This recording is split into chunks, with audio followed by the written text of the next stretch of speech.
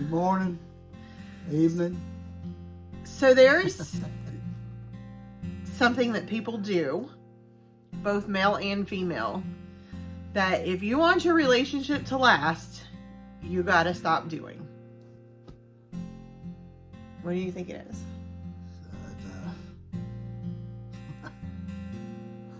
Trying to change people. Oh. Trying to change people. You start dating somebody and you think, oh, right, this is the one. This is the person.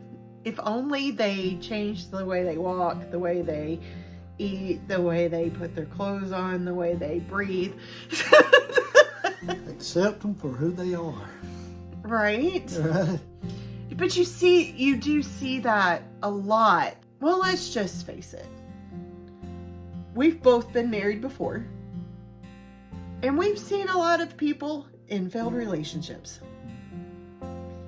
And almost all the time, the sentence you hear is, things were different before we got married.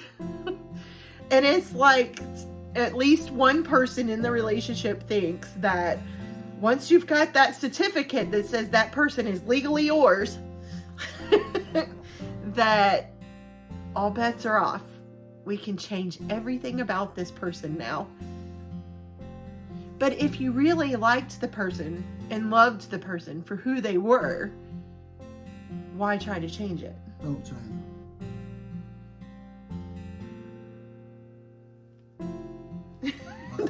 No. So, and I think it goes both ways. I think it's male and female. Yeah. I think a lot of people think, I guess what it comes down to, and I hate to put it this way, is you're settling. You're settling for somebody that has some qualities that you really love, but they don't have all the qualities you really love. Because if they did, you wouldn't be trying to change them, and two, it wouldn't be a deal breaker for you. Right. If you try to change them, I mean, you're going to make yourself and that person miserable, right? You are.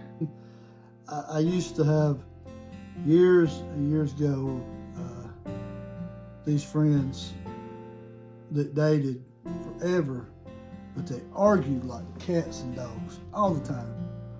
Then they decided to get married, and I always thought... Hold on a minute. They argued like cats and dogs all the time while they were dating, and then thought it would be a great idea to get married? Yeah, so I never understood that.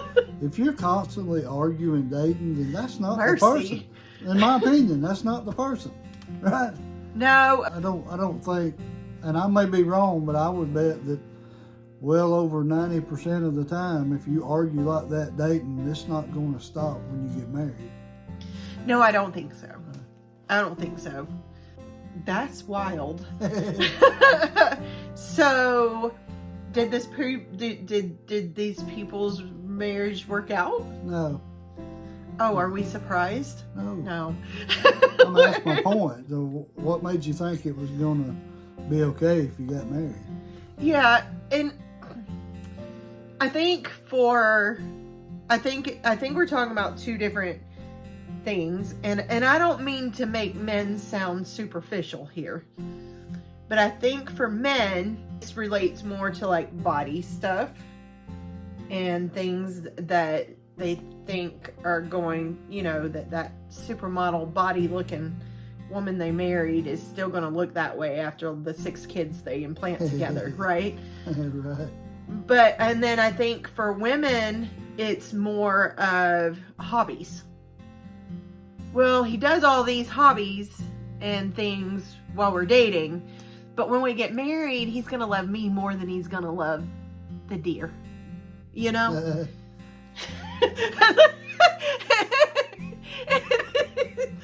And there you go. I was just thinking about deer hunting.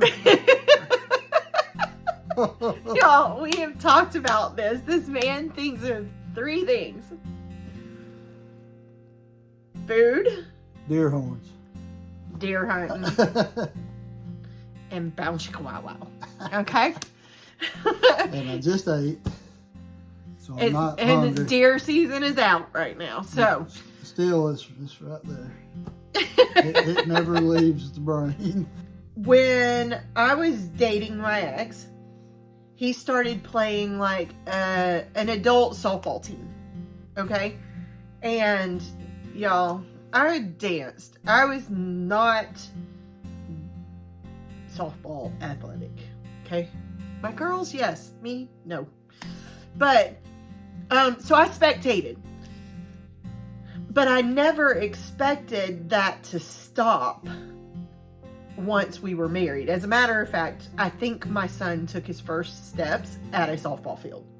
And so, but I think a lot of times we as women think that those things are going to go away. Like, you had hobbies when we got together, and I knew nothing. I had never really been exposed to, I'd been exposed to eating venison. I had never been exposed to deer hunting. To the outdoors. Correct. No, I knew the outdoors. Not like I did. Right, but not like that, because I certainly got lost in the woods. But, but it was something about you that I embraced. And I still do. Well, hell, you snore. I snore. I'm not pointing fingers. Got a video about that. In the hospital the other day, I know I woke myself up several times. I got up and shut the door. But you've apologized to me before, especially in the beginning, about snoring. And I was like, for me, I find it comforting because I know you're there. I think when you truly love someone unconditionally, you see those things differently. You don't really see them as an obstacle that's in the way of your relationship. Yeah, like going back to the hunting. When I getting close or in the spring and summer, I'd just occasionally be out shooting my bow, and she would either, she would watch or she'd go back inside or whatever, wherever we were at. And then one day she said, well, it was pretty interesting. So we got her a bow, a cheap one, let her learn how to shoot. And man, she was more about it than I was. So, yeah, I actually love it. Adapt to what they do. You might like it better than they do. And it was a skill I was actually decent with. Yeah. So I actually love it. You want to kind of adapt some of those things. Either adapt some of those hobbies that your significant other has, or be okay with having that separation sometimes. I think your relationship grows more if you adapt each other's hobbies. But I don't know that he's ever going to adapt TJ Maxx and Marshalls. Okay? But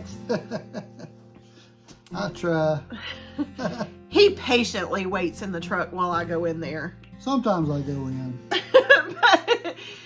but there's nothing about him that I want to change. And I don't feel like I've lost any of myself in taking on or opening my mind, I guess I could say, to some of your hobbies. No, I actually feel like I found more of myself along the way. I think she figured out she was an outdoor girl. I did a bit. She loves the hunt. Camping. I don't like that yellow stuff that's falling everywhere. No, we could camp every weekend. Should be. I think we could live in our camper. It should be. I would be quite content living in our camper. If you are a camping couple, please let us know. We'd love to know the places you like to go and stuff. And we're not tent campers. We can if we have to. We have, but we took an air conditioner and put it on a cooler and blew it in the tent because I'm of an age where I stay hot all the time. If you truly love the person accept them for who they are. And maybe try some of the stuff they do. You might like it, right? Yeah. And it's, you know, it's not giving up who you are, because it's a give and take. Right. Maybe there's some of what you do that he's going to love. This man can crochet a blanket like nobody's business now. Hey, now, I have done that before as a kid. But I don't mind if she does it. No, and I mean, like, he'll sit and like rub my legs or whatever while I'm making it.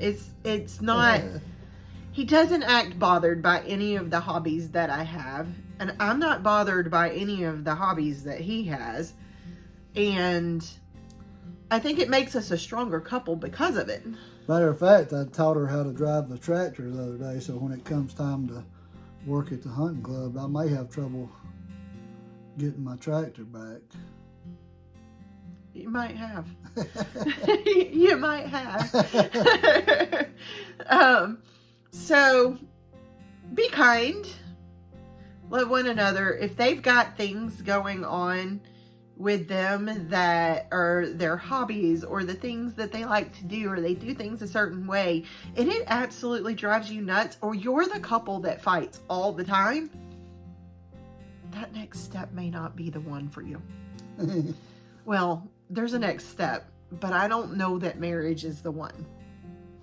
Honestly, talk to the people that are around you that have been through a major separation, a major divorce, and most of them are going to tell you, well, they're going to say, we grew apart. But the reason they grew apart is because there were things that were driving them nuts about the other person that they thought was going to change. And it's just not realistic to expect to change somebody. If you love them and you want to spend your life with them, you love them for who they are. Be wise, be kind.